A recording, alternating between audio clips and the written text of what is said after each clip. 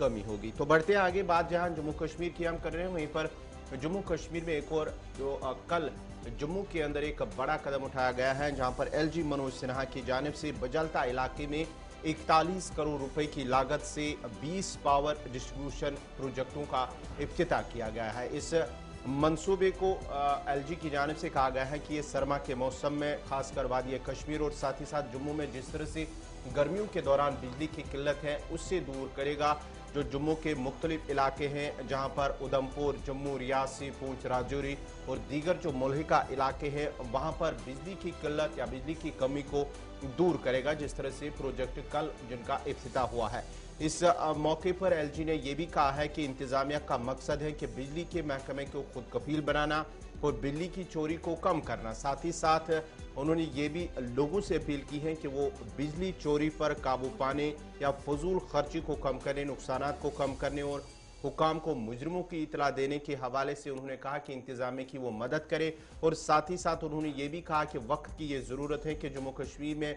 Smart meters नस्ब किए जाए ताकि लोगों को अच्छे मयार और काबिल एतमाद बिजली की फराहमी हो। इस सिलसिले में एलजी की जानिब से उन्होंने ये भी कहा कि गरीबों, देही इलाकों,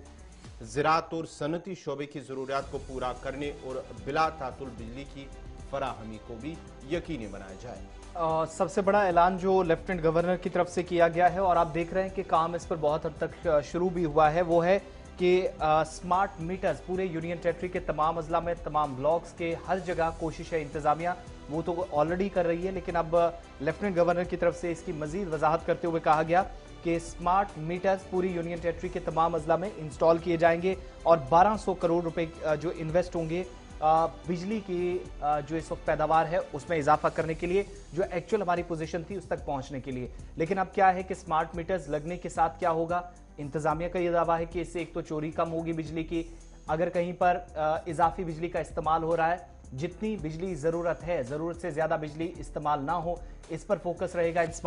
स्मार्ट मीटर्स के जरिए। और जो हुकूमत का इस वक्त जो प्रोग्राम है या जो प्लानिंग हुई है उसके तहत इम्प्लीमेंटेशन हो, उससे सार्फिन जो बिजली इस्तेमाल करने वाले लोग हैं वो भी कम से कम ये सोचेंगे कि स्मार्ट मीटर्स के तहत हम चल रहे हैं, इतनी बिजली है, अगर वो जरूरत से ज्यादा इस्तेमाल करेंगे तो उन्हें भी बोझ महसूस होगा। सरकार उससे उस पर यह होगा कि उनसे मजीद पैसा आने वाले दिनों में उन पर पड़ेगा, तो जाहिर सी बात है इजाफी बोझ बढ़ सकता है। लेकिन सेल्फ